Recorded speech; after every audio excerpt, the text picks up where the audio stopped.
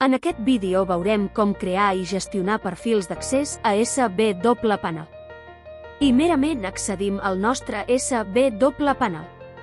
A continuació, un cop hàgim accedim al dashboard, ens dirigim al menú i seleccionem Gestió usuaris SBWPanel.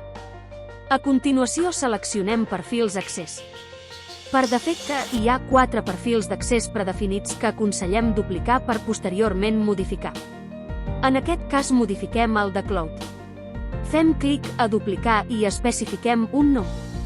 Un cop creat el podem modificar, afegint o traient diferents opcions.